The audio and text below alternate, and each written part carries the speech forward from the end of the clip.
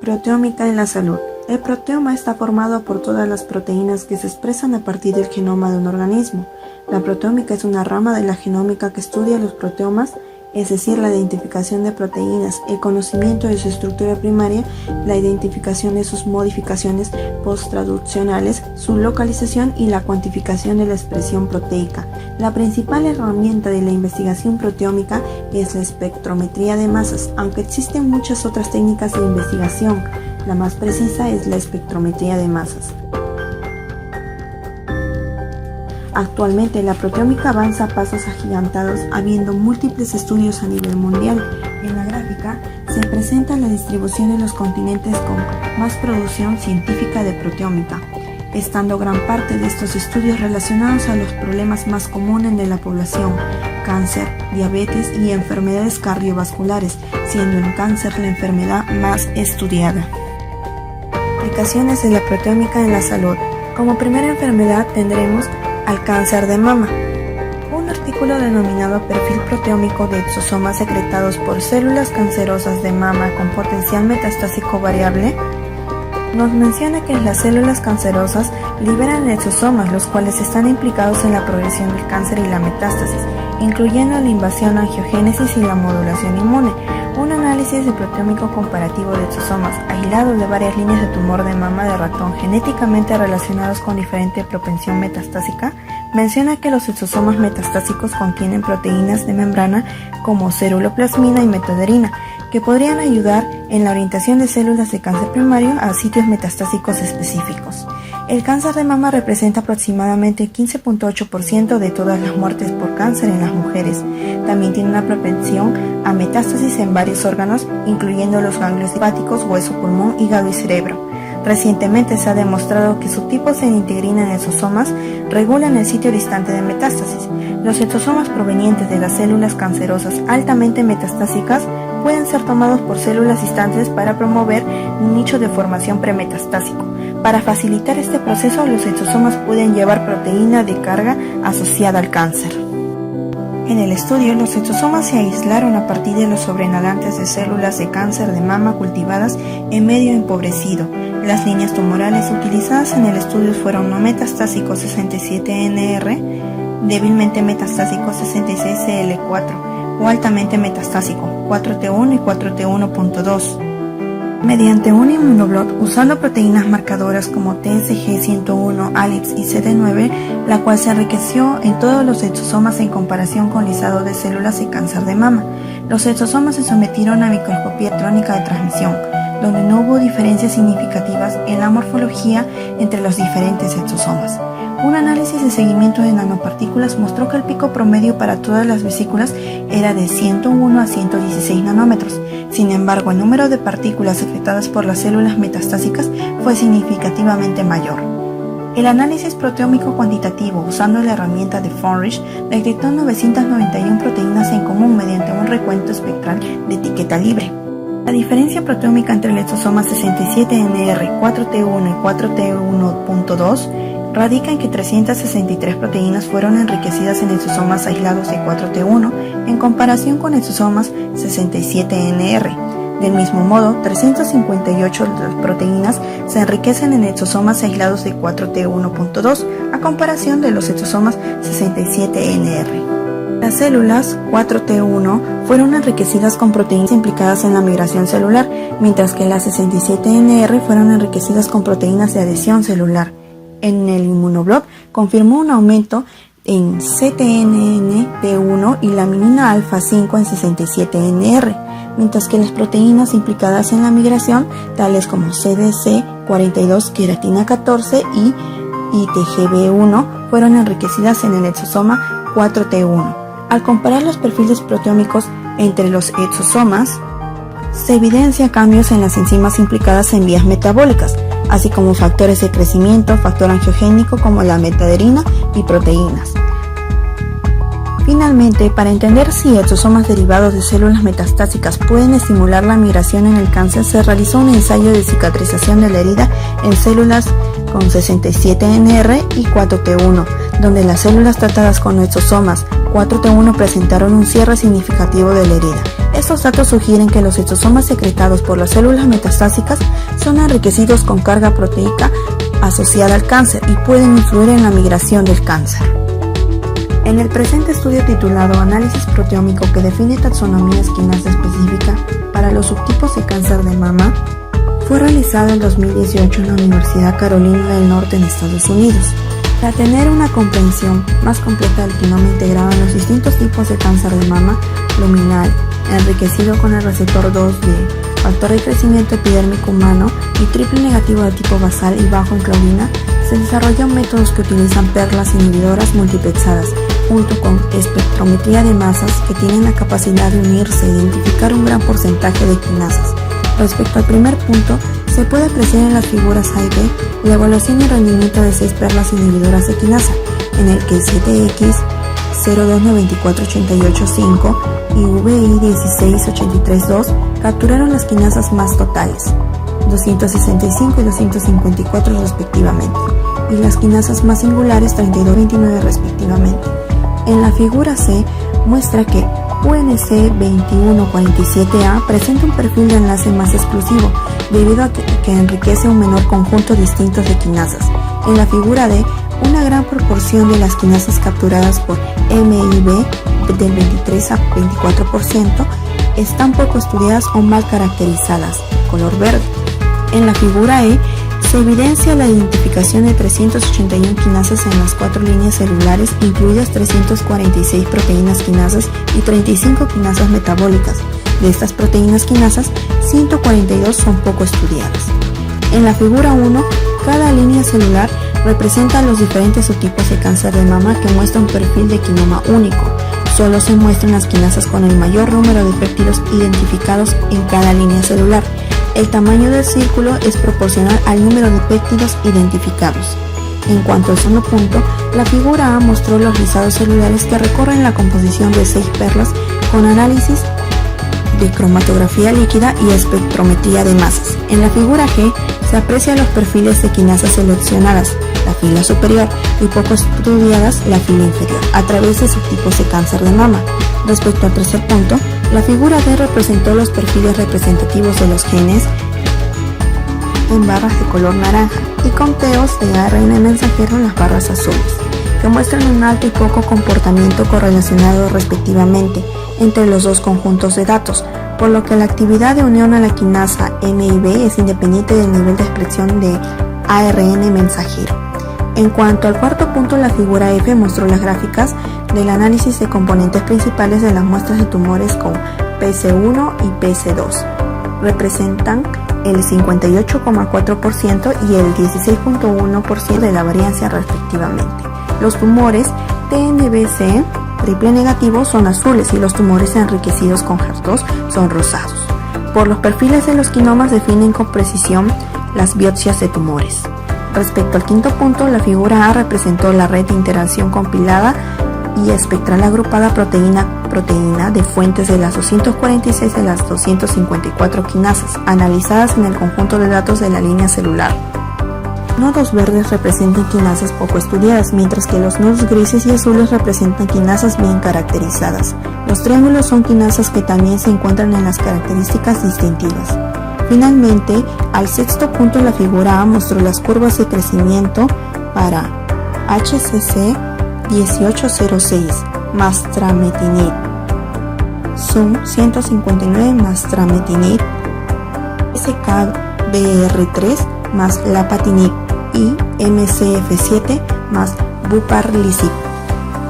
Todas las curvas se realizaron en 2 dosis diferentes. Cada inhibidor suprime fuertemente el crecimiento de la línea celular específica. Sin embargo, el quinoma es dinámico y se adapta rápidamente a la perturbación de los inhibidores de la quinasa. Ahora abarcaremos un estudio titulado Mapas proteómicos de subtipos de cáncer de mama, realizado por el Departamento de Proteómica y Transducción de Señal de Alemania en el año 2016.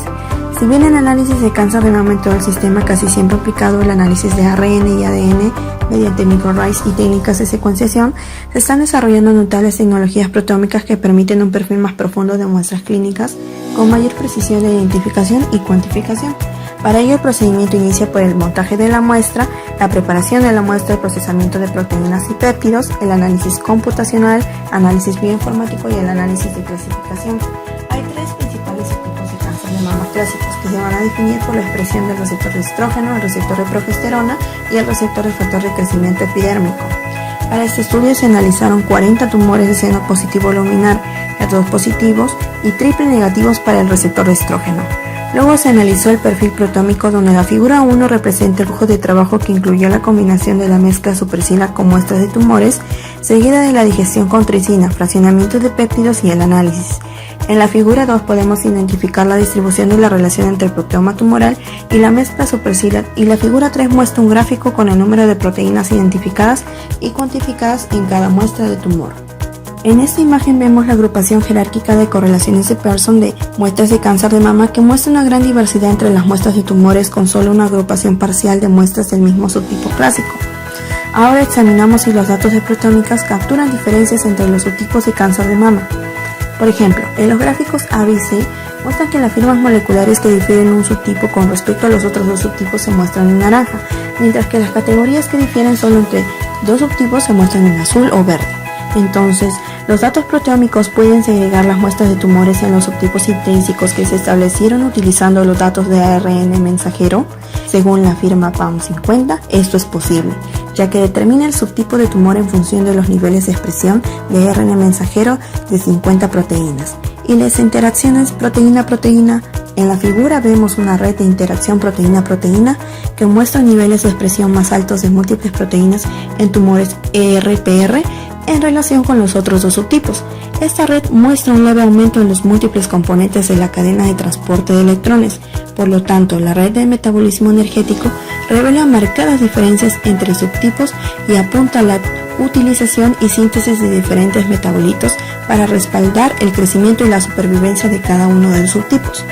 Por último, tenemos una comparación de proteínas seleccionadas por SBM en diferentes niveles de expresión, donde A representa el mapeo de las 19 proteínas de firma ARN y los datos de variación del número de copias. Los genes con una diferencia estadísticamente significativa en la expresión a un nivel molecular, dados se marcan con más y menos si su expresión en ese nivel es mayor o menor, respectivamente, en el subtipo particular. Y en la figura B vemos la comparación de la expresión de proteínas, la expresión de ARN mensajero y las distribuciones en cada subtipo que se dan para proteínas seleccionadas. En este caso tenemos ejemplo a HER2. En conjunto, los resultados proteómicos revelan en la red que están asociados con claras diferencias funcionales entre los subtipos. Además, demostraron que los datos pueden servir como base para el desarrollo de firmas de subtipo predictivo. Otro ámbito importante del uso de la proteómica en salud es en la diabetes, una patología que hoy en día se ha convertido en un problema de salud pública. La diabetes es un problema mundial de salud creciente, es por ello que la creación del proyecto del proteoma humano para la diabetes permite comprender mejor esta patología y complicaciones asociadas. Algunos de los objetivos de estos estudios son los de identificar proteínas e isoformas asociadas con la patología y caracterizar vías y mecanismos asociados con la enfermedad. La diabetes mellitus tipo 1 es una enfermedad autoinmune y metabólica caracterizada por la destrucción selectiva de las células betas del páncreas, causando una deficiencia absoluta de insulina a diferencia de la diabetes mellitus tipo 2. Es una enfermedad caracterizada por la presencia de hiperglucemia resultante de la alteración en la secreción y acción de la insulina y causa patologías como vemos en la diapositiva. En la actualidad existen diversos estudios proteómicos en la identificación de la diabetes mellitus tipo 1 y 2. A continuación mencionaremos los principales estudios proteómicos que conllevaron un avance importante para el tratamiento de esta patología. En el 2013 se organizó el 12º Congreso Mundial Anual de la Organización del Proteoma Humano en Yokohama, Japón, en el cual se presentaron diversos proyectos, entre los cuales se encontró uno que presentaba una alternativa al monitoreo de reacción seleccionada para el descubrimiento de biomarcadores en islotes y su posterior cuantificación en plasma. El grupo de biomarcadores de traducción en Ginebra desarrolló un método isobárico de etiqueta de masa en tándem para identificar y cuantificar proteínas que son específicas del tejido y también circulan en la sangre humana. Este método se aplicó a islotes humanos y permitió la cuantificación de 729 proteínas islotes humanos en plasma. Este enfoque innovador presenta una alternativa útil al monitoreo de reacción seleccionada para la detección, cuantificación y monitoreo de proteínas de interés en fluidos corporales complejos como el plasma. Otro aporte de este proyecto es la lista de proteínas que representan a los 25 mejores biomarcadores candidatos para enfermedades relacionadas con la diabetes y sus diagnósticos en plasma. Esta lista corta incluye insulina, 4 proteínas receptoras de insulina y proteínas implicadas en la glucosa y en la homeostasis lipídica. Las vías claves incluían la diabetes tipo 2, la señalización de insulina, la señalización de la adipocitoquina, así como el metabolismo del azúcar y carbohidratos. STRING, que es una base de datos que predice interacciones proteína-proteína, proporcionó una buena visualización de estas. Para simplificar el análisis de estas 25 proteínas, se usó MIL como fondo. Estos análisis subrayaron las asociaciones y la importancia del STAT3 en las vías relacionadas con la respuesta inmune. La red descrita en la siguiente imagen es descrita metabolismo de lípidos, transporte celular, bioquímica de moléculas pequeñas, incluyendo varias apolipoproteínas y algunas interleucinas, además del factor nuclear kappa B, los receptores activados por el proliferador de perizosoma, el receptor de ácido retinoico y los factores nucleares de los hepatocitos ocupan posiciones nodales. Otro objetivo del proyecto del proteoma humano para la diabetes es el de buscar la actualización de la base de datos, sobre todo en islotes humanos, pues estos son de gran interés para la investigación de diabetes tipo 1 y 2, ya que son una unidad funcional clave para la producción y secreción de insulina y de homeostasis de glucosa. En la caracterización del islote pancreático humano, relacionó cada muestra con un fuerte intercambio de cationes, seguido de cromatografía líquida de fase inversa. El análisis de datos de espectrometría de masas en tandem se realizó con sequence, lo que dio como resultado una identificación altamente segura de las 3.365 proteínas con al menos 2 péptidos únicos secuenciados por proteína. Otra iniciativa implicada en el proyecto del proteoma humano para la diabetes se refiere a la caracterización de modificaciones post-traduccionales específicas asociadas a la diabetes. Se ha propuesto que las complicaciones diabéticas se producen a través de la modificación enzimática de las proteínas por la glucosa, es decir, la glicación en varios tejidos, favoreciendo entre otros la aparición de aterosclerosis, insuficiencia renal, retinopatía, micro y macroangiopatía. Además de los avances continuos en el tratamiento de los efectos perjudiciales de la hiperglucemia, se demostró que la aspirina desempeña un papel clave en la protección contra el proceso de glicación inicial y se asocia a una disminución en la aparición de eventos cardiovasculares en pacientes diabéticos de alto riesgo. Ya se propuso una influencia mutua entre la acetilación, aspirina y la glicación de proteínas para la albúmina humana, pero actualmente hay pocos estudios disponibles para muestras complejas con altos rangos dinámicos. Para este propósito, el análisis in vitro de extractos de proteínas de plasma fraccionado en sangre, eritrocitos, leucocitos y plaquetas se realizó mediante espectrometría de masas en tándem de alta resolución. Se identificaron un total de 40, 33, 73 y 44 proteínas acetiladas únicas en plasma, eritrocitos, leucocitos y plaquetas respectivamente. Se obtuvieron datos cuantitativos para la mayoría de las proteínas identificadas y se observó un efecto significativo en los niveles de glicación y acetilación para la mayoría de ellas, incluidas las apolipoproteínas. Estos resultados confirman fuertemente el papel protector de la aspirina sobre la glicación de proteínas y en paralelo destacan nuevas características interesantes a través de las cuales la glicación puede influir en la acetilación de la aspirina. En un futuro próximo utilizaremos el mismo método analítico para comparar la extensión de la glicación proteica y la acilación mediada por aspirina en sujetos con trastornos diabéticos y en pacientes diabéticos mal controlados, antes y después del tratamiento con aspirina, a fin de proporcionar información sobre la interacción ejercida en vivo por la aspirina y la glucosa a nivel de proteínas.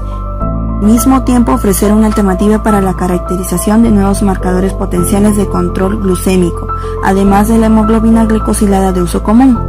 Según el estudio de Lisbeth y Elsa Cristina publicado en México en 2014, mencionan que la mayoría de estudios proteómicos para estudiar la diabetes se realiza en el páncreas, específicamente en los islotes. Por otra parte, señala que el primer trabajo donde se utilizó la proteómica para estudiar las anormalidades anatómicas y funcionales del islote pancreático del ratón fue el de Sánchez en el año 2002, en el cual se sugirió que la expresión diferencial de proteínas de unión a beta-actina es un factor importante en la disfunción de los islotes. Otro estudio fue el de Medford, Sargent y Benedict de la Universidad de Oxford, Reino Unido, 2010. Tiene por objetivo definir un conjunto de alteraciones en los perfiles de proteínas mitocondriales de la línea de células beta-pancreáticas en respuesta a la condición glucotóxica utilizando espectrometría de masa centinela. En este estudio se identificaron 66 proteínas. En este estudio los autores sugirieron que los cambios en la expresión de varias proteínas mencionadas a continuación están asociadas con el desarrollo de la diabetes mellitus tipo 2. Posteriormente, otro estudio en Washington en el año 2006 analizaron el proteoma del islote humano e identificaron 3.365 proteínas. En dicho estudio se identificaron las tres principales hormonas secretadas por los islotes: insulina, glucagón y somatostatina, además de enzimas metabólicas y de vías de señalización celular, proporcionando un mapa proteómico útil como referencia para estudios posteriores sobre la diabetes mellitus tipo 2.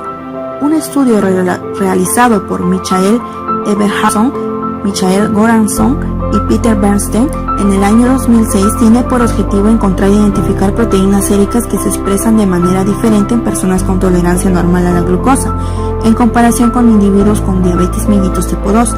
En la tabla número 2 podemos ver que las proteínas expresadas diferencialmente en el suero de individuos con tolerancia normal a la glucosa y diabetes mellitus tipo 2. En esta tabla podemos ver que 5 de estas proteínas mostraron disminución. Estos resultados corresponden a los individuos que son de tolerancia normal a la glucosa, a diferencia de 10 proteínas mostraron niveles séricos aumentados, lo cual corresponde a individuos que presentan diabetes mellitus tipo 2. En esta imagen se pueden ver los espectros de masas de las proteínas que se expresan de manera diferente.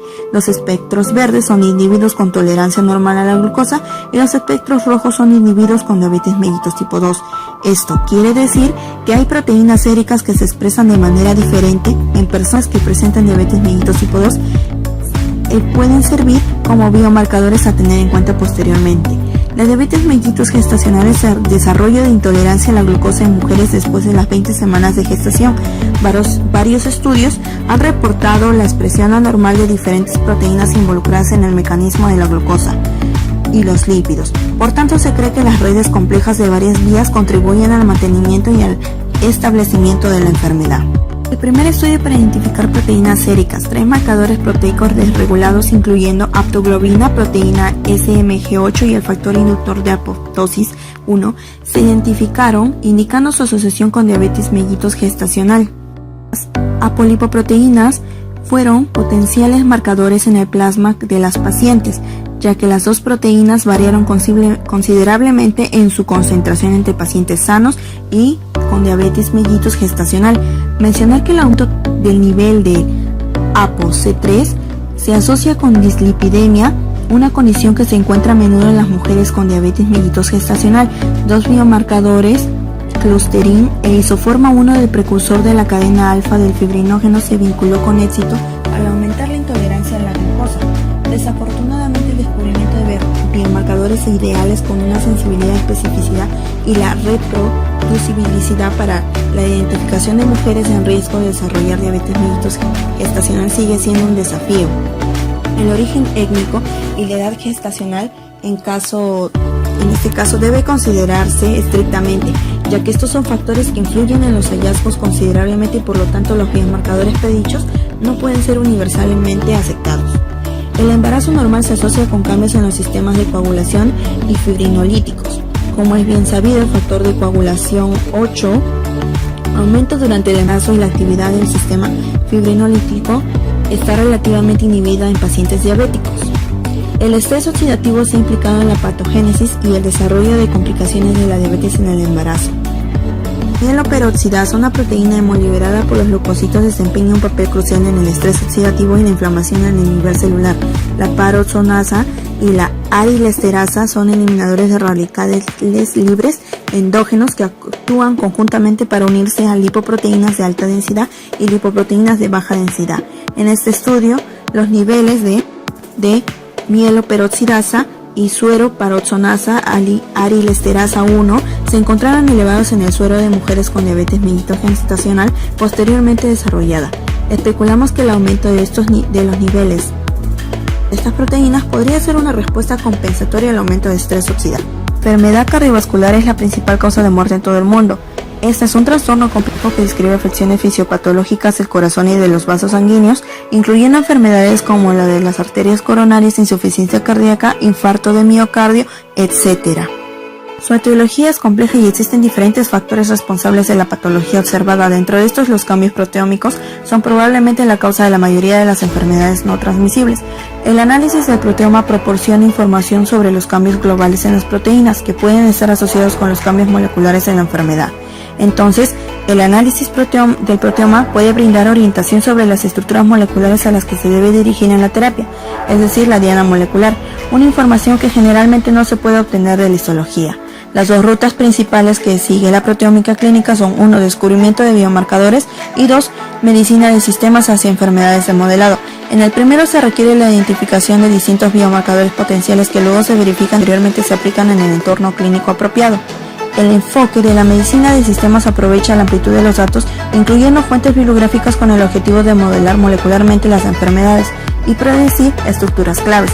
Si bien es cierto que para ambos enfoques la utilización posterior y los problemas asociados serían muy diferentes, el objetivo principal es investigar la proteómica para mejorar la atención del paciente.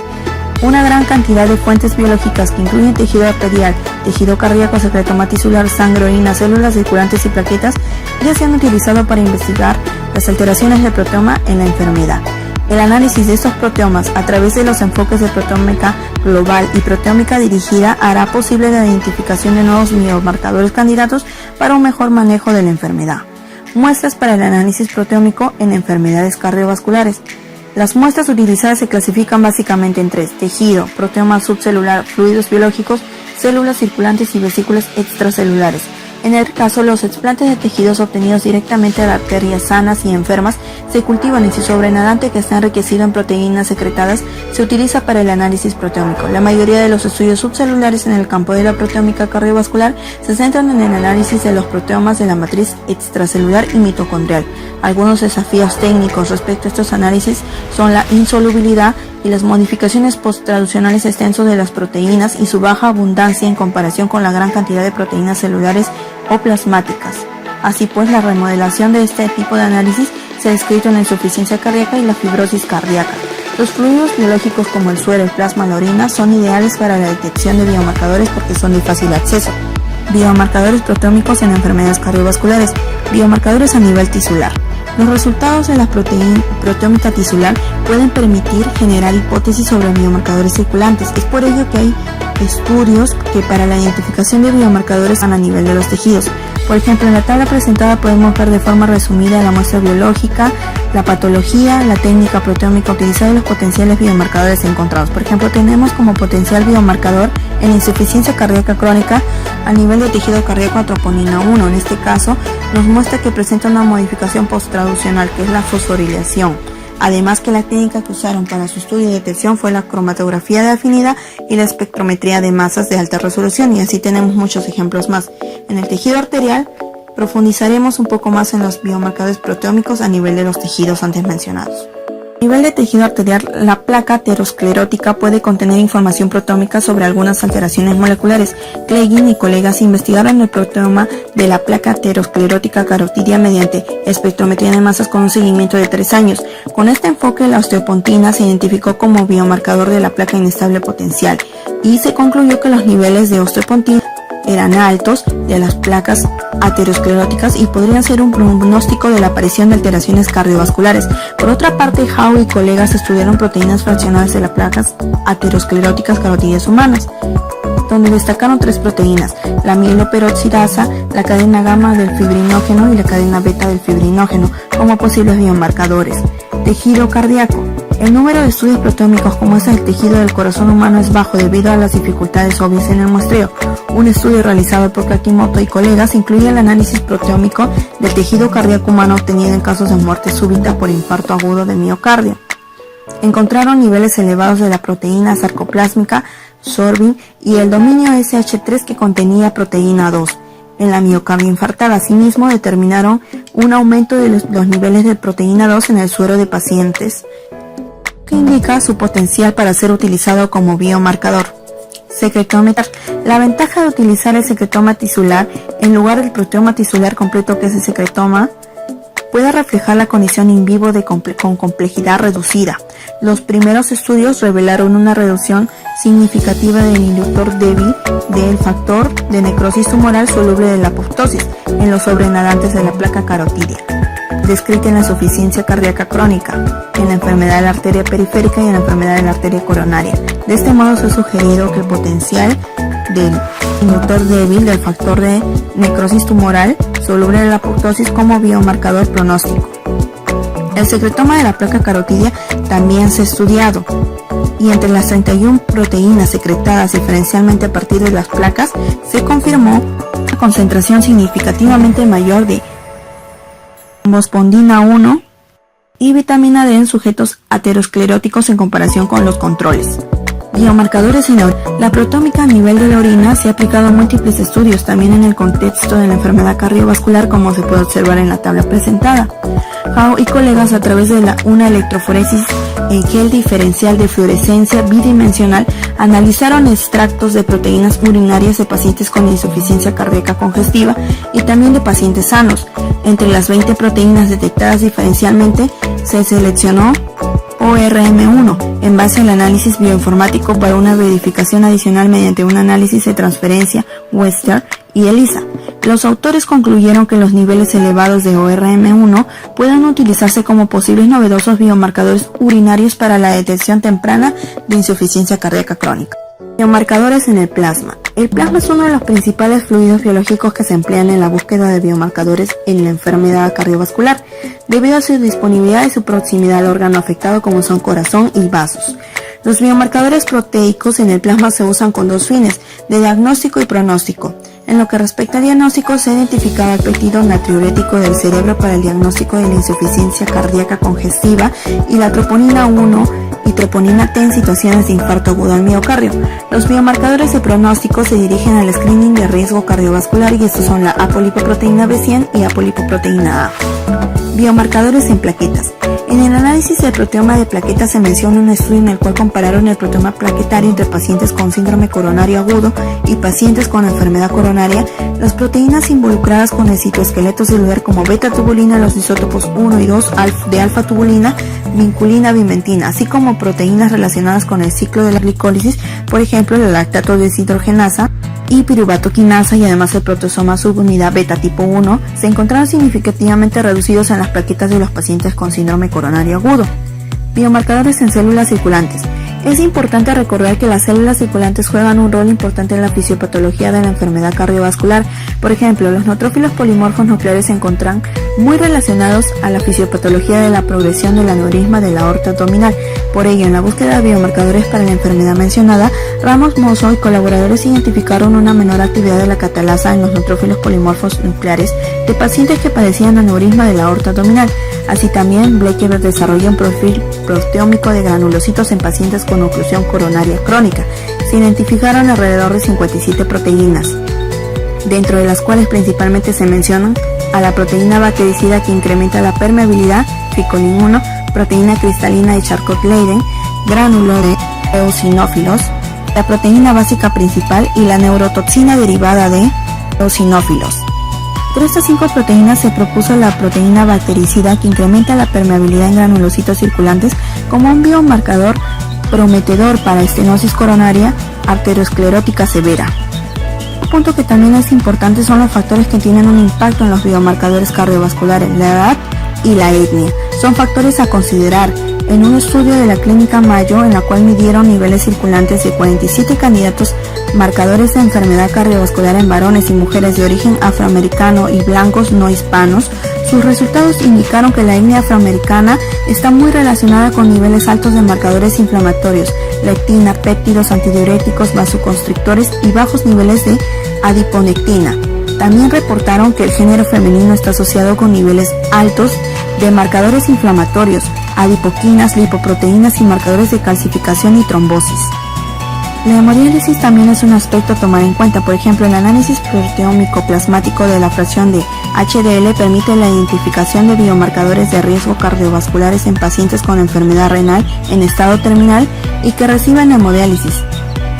Y colaboradores investigaron el proteoma de HDL aislado de plasma de pacientes con hemodiálisis y alto riesgo de enfermedad cardiovascular, usando la técnica de etiquetado y track, identificaron que estos pacientes la presencia de apolipoproteína C2 y apolipoproteína C3 se encontraban elevada y la serotransferrina se encontró reducida.